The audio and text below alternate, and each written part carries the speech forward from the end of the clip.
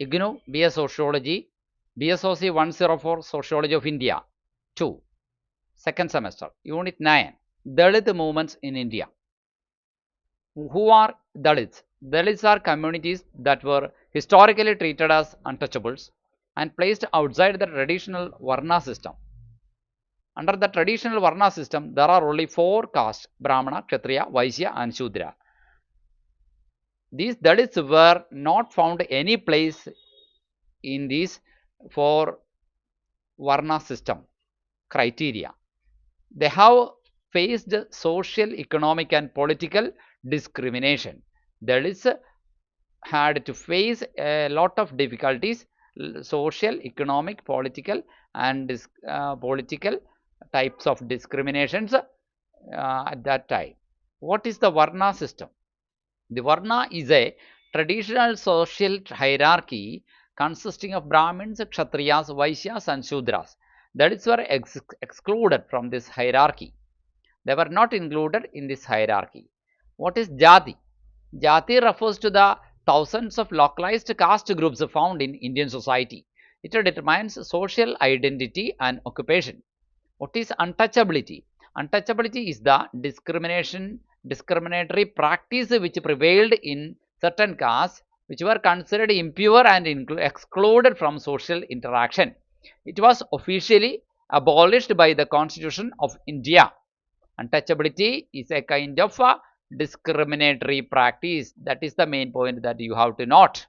Okay, these castes were considered as impure and excluded from social interaction. These untouchable castes were considered as impure and excluded from social interaction. What is Sanskritization? Sanskritization is the process by which lower castes adopt upper caste customs and practices to improve their social status.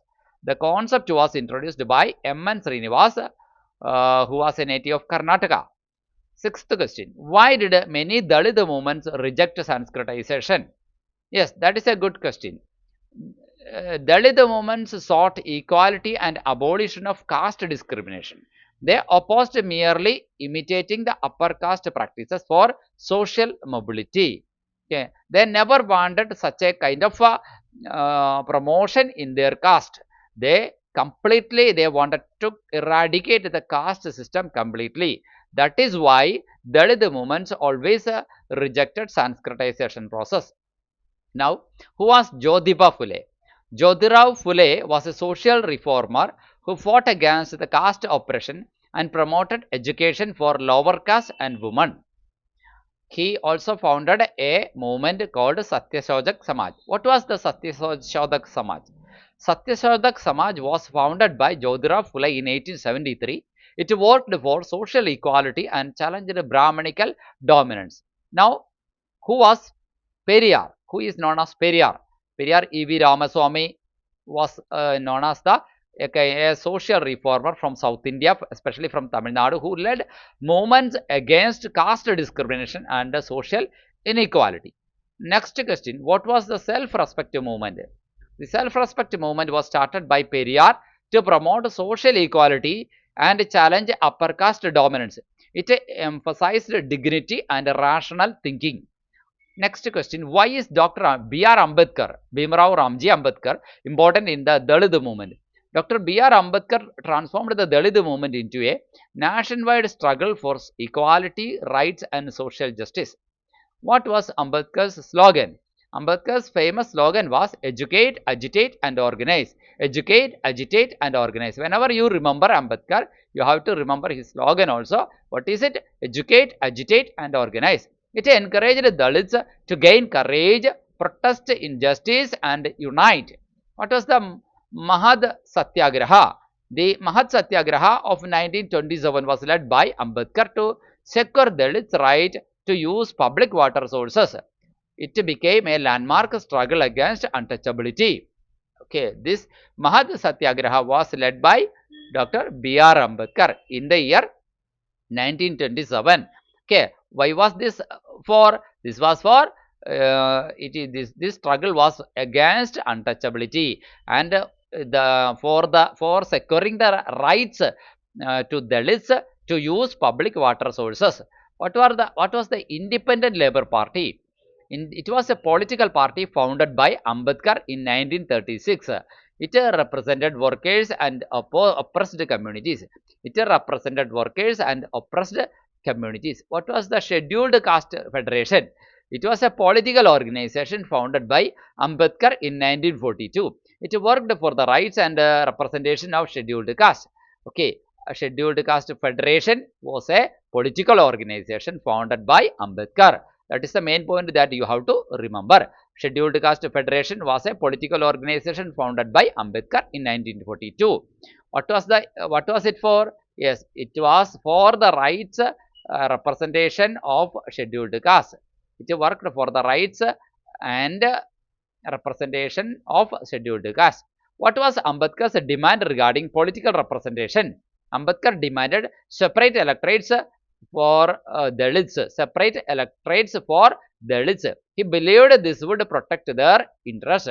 Ambedkar always believed that if separate electorate will be available for the Dalits, then it would be helpful or beneficial to protect their interests.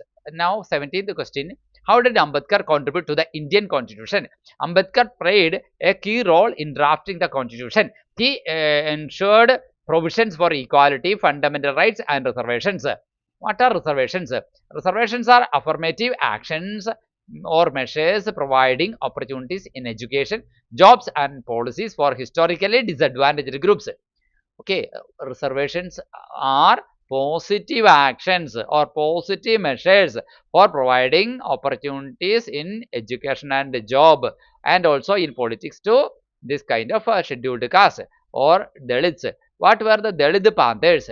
Dalit Panthers were a radical youth movement founded in Maharashtra in the 1970s. Dalit Panthers were a radical movement, especially the members were youth among the Dalits, and it was founded in Maharashtra in the year 1970. They opposed caste oppression and social injustice. Dalit Panthers, a youth movement which began in Maharashtra in the year 1970, opposed caste oppression and social injustice. What method did the Dalit Panthers use? They used protest literature, poetry, and direct action. They wrote a lot of literature, and they also took part in some agitations and direct actions. Their aim was to resist caste-based violence and discrimination. They always planned to oppose or resist caste-based violence and discrimination. 21st question. What is the Bahujan Samaj Party, BSP? The BSP is a political party that mobilized Dalits and other marginalized groups. BSP is a political party that mobilized Dalits and other marginalized groups. It brought Dalit issues into mainstream electoral politics. It brought Dalit issues into mainstream electoral politics. What is Dalit literature? Dalit literature is a writing by Dalit authors about their experiences of discrimination and struggle. Dalit literature is writing by Dalit authors about their experiences of discrimination and struggle. It gives a voice to marginalized communities. Why is Dalit literature important? It challenges traditional literary narratives and highlights the realities of caste oppression. It challenges traditional literary narratives. Okay, Dalit literature always focused or were written in the perspective or in the point of view of Dalits, and it highlights the realities of caste oppression. It promotes social awareness and literature. Dalit literature promotes social awareness and justice. What is meant by eradication of untouchability? Eradication means removing completely. It means in complete removal of caste-based discrimination. Eradication of untouchability means removing the caste-based discriminations completely. And it's a major goal. It is a major goal of Dalit movements. Eradication of untouchability is a major goal of all the Dalit movements. Why are land rights important for Dalits? Land ownership provides economic security and independence. If once they got an ownership in their land, then it will be helpful for them to become self-sufficient in economic matters. It helps to reduce dependence on dominant caste groups. It helps to reduce the dependence on dominant superior caste groups, so that the Dalits won't be the Dalits should not have to depend on higher caste. What is meant by Dalit identity? Dalit identity refers to the collective assertion of dignity, equality, and rights by marginalized communities. It promotes self-respect and empowerment. What is subaltern studies? Subaltern studies examine history from the viewpoint of marginalized groups rather than elites. It highlights the experiences of oppressed communities. Who is associated with the subaltern studies? Ranjit Guha is one of the leading scholars associated with the subaltern studies movement. Ranjit Guha. What is a post-Ambedkarite sociology? Post-Ambedkarite sociology studies Dalit issues through the concepts of human rights, citizenship, and political mobilization in modern India. What is the overall goal of Dalit movements? The overall goal is to achieve social equality, dignity, justice, and freedom from caste discrimination. It seeks to create an inclusive society. And that's all about this chapter. Thank you.